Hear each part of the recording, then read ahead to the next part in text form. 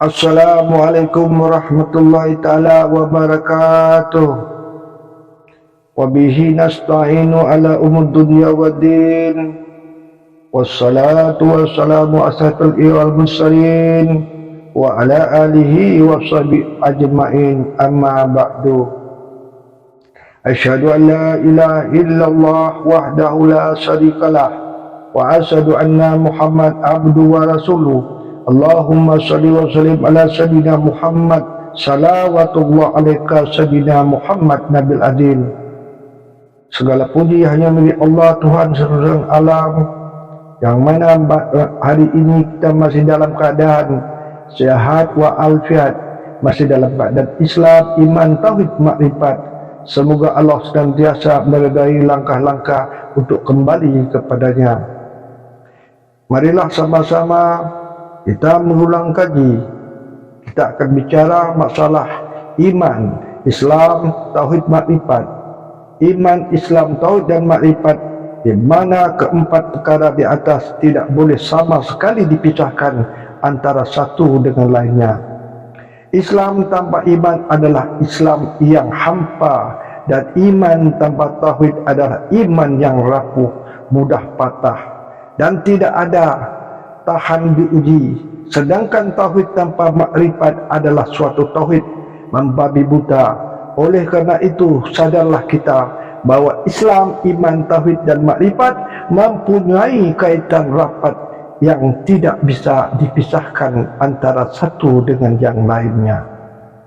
Ditegaskan juga, barang siapa mengambil Islam sebagai jalan hidupnya, maka tentunya tidak terlepas daripada yang dinamakan ujian, yaitu suatu bentuk tekanan, godaan, paksaan, rayuan yang membuat seorang manusia itu melupakan tugasnya, yaitu sumpah janjinya dengan Allah Subhanahu wa ta'ala. Untuk bisa lulus dalam ujian ini, maka manusia yang memilih Islam sebagai cara hidupnya haruslah bergantung ke suatu dahan yang bernama iman. Sesungguhnya iman sajalah yang bisa menyelamatkan manusia. Iman juga yang dapat menyelamatkan manusia itu agar tidak terjerumus ke lembah kelalaian dan hanyut dalam gelombang kehidupan duniawi saja. Dengan imanlah kita dapat menguatkan tali perhubungan antara manusia dengan Allah, serta membawa manusia petunjuk ke jalan yang benar-benar, hingga membuat diri rahasianya dapat dikembalikan kepada diri mempunyai diri, yaitu Tuhan semesta alam. Di dalam Al-Quran, Allah Subhanahu wa ta'ala berkali-kali sudah memberi ingatan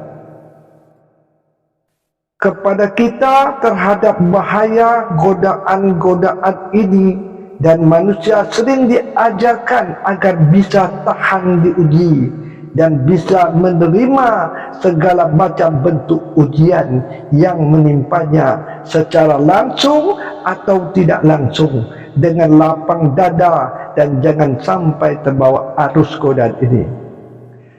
Sesungguhnya dalam iman tidak mungkin kuat jika tidak mempunyai pedoman yang bernama tauhid. Karena iman yang tidak berpedoman kepada tauhid akan mudah rapuh, patah apabila dilanda gelombang godaan. Oleh karena itu, sadarlah bahwa keyakinan iman tanpa pegangan tauhid tidak mungkin dapat mempertahankan wadah Islam. Kuatnya suatu keyakinan karena adanya pegangan. Tanpa pegangan sudah tentu hancur keyakinannya. Maka timbullah perasaan was-was dan sebagainya yang bisa membawa kita syirik kepada Allah Subhanahu wa ta'ala. Oleh karena itu, maka seorang Islam seharusnya mempunyai iman, dan iman pula harus berpedoman kepada tauhid. Dan sesungguhnya tauhid pun tidak mungkin terlepas dari sesuatu tindakan yang bernama makrifat. Sejak lahir, Islam sebagai cara hidup manusia mulai zaman Nabi Adam alaihissalam dan terus bersambung hingga sekarang ini, maka Islam menekankan hidupnya dengan sesuatu yang bernama iman. Adam alaihissalam mengajak manusia supaya mempunyai iman. Idris alaihissalam mengajak manusia supaya beriman. Ibrahim alaihissalam mengajak manusia supaya beriman. Singkat kata, iman yang menjadi pokok perjuangan wadah Islam itu sendiri sejak awal sampai akhir. Bahkan Allah SWT sendiri dalam firman-Nya tidak pernah bicara dengan manusia walaupun dia beragama Islam, tetapi Allah hanya berfirman khusus kepada manusia beriman saja. Sesungguhnya manusia yang beriman saja yang dapat menerima sesuatu yang tidak bisa diterima dengan menggunakan akal fikiran. Dan dengan iman juga kita dapat menerima sesuatu yang wujud di luar jangkauan pemikiran manusia itu sendiri. Tanpa iman, manusia tidak dapat menerima hakikat wujudnya Allah. Oleh karena itu, betapa jelasnya kepada kita bahawa alangkah pentingnya peranan iman kepada kehidupan seorang manusia. Jika ilmu kalam dapat diterima dan dapat dikaji oleh akal fikiran manusia, maka ilmu ghaib dan ilmu syahadah Allah Subhanahu wa taala hanya bisa diterima oleh daya keimanan yang kuat. Sesungguhnya otak yang cerdas dapat dengan mudah menerima ilmu kalam yang diajarkan oleh guru atau masyarakat. Tetapi bagaimana dengan otak yang lemah? Tentu orang tersebut tidak dapat menerima sesuatu ilmu kalam, maka sudah tentu juga manusia tersebut akan menjadi bodoh dan sebagainya. Jika ilmu kalam dapat diterima oleh akal pemikiran manusia, maka ilmu gaib dan ilmu syahadah tidaklah sekali dapat diterima oleh akal pemikiran manusia, tapi sebaliknya hanya dapat diterima oleh batin yang bernama iman.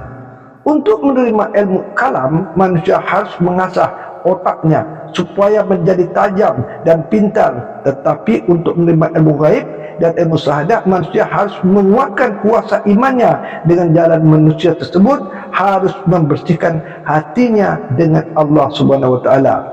Semakin bersih hatinya dengan Allah, maka semakin kuatlah kuasa penerimaan ilmu gaib dan ilmu syahadah. Sesungguhnya tanpa otak batin yang bernama iman, maka manusia tidak akan dapat menerima petunjuk dari Allah. Di dalam bicara kita yang lalu telah diartikan iman sebagai suatu keyakinan yang mutlak terhadap sesuatu tanpa mensyirikannya pada yang lain.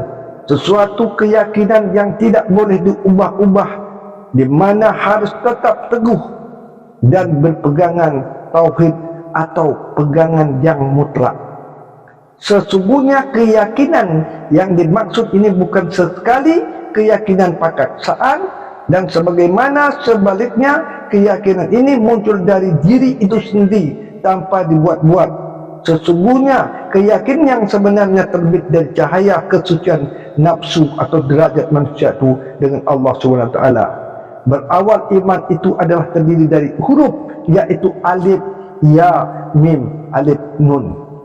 Sesungguhnya alif pertama di dalam perkataan iman itu adalah diisyaratkan kepada hati. Huruf ya di dalam perkataan iman itu diisyaratkan kepada mata hati, mata batin. Huruf nun di dalam perkataan iman itu adalah mengisyaratkan pula kepada cahaya mata hati, cahaya mata batin.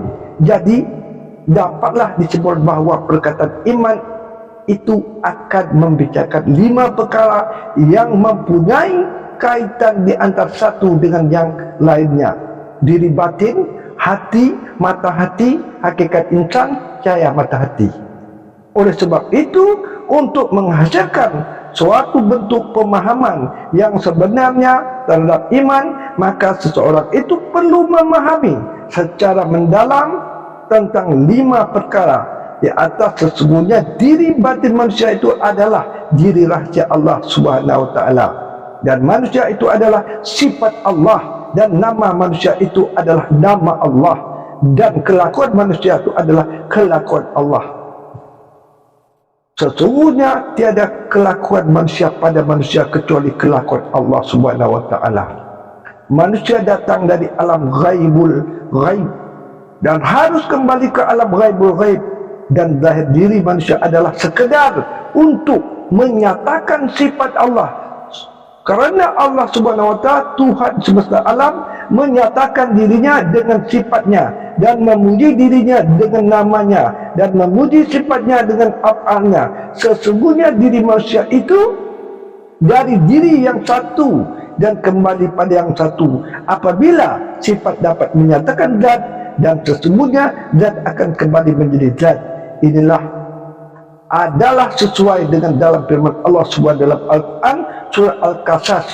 Maknanya celahnya tiada yang wujud, hanya zatnya semata-mata. Maka setiap sesuatu yang zahir adalah terhapus, tiada sebenarnya, kecuali semua yang zahir itu adalah wajahnya semata-mata.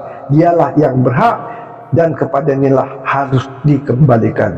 Oleh karena kita menyadari bahwa diri kita adalah sifat Allah, dan sifat Allah akan diuji dengan apanya bagi tujuan menentukan sumpah penyaksian sifat dan zat di alam roh dahulu. Selama sumpah janji masih teguh dipegang, maka diri kita sudah tentu tidak terlepas daripada ujian.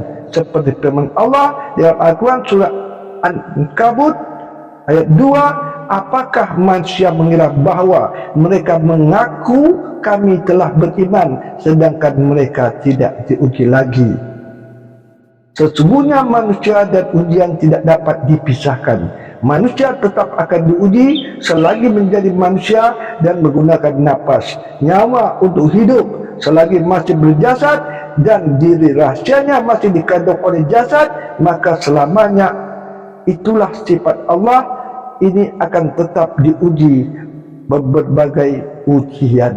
Ujian bukan saja bermakna susah, tetapi tidak kurang juga ujian Allah Subhanahu wa taala dengan apa yang dinamakan kesenangan. Sesungguhnya susah dan senang, miskin dan kaya, hina mulia, sebagaimana melanda diri manusia adalah bahagia daripada bentuk ujian af'alnya Allah terhadap dirinya. Dewasa ini jarang sekali manusia yang menyadari hakikat ini. Sebaliknya, banyak di kalangan manusia tidak mengenal dirinya.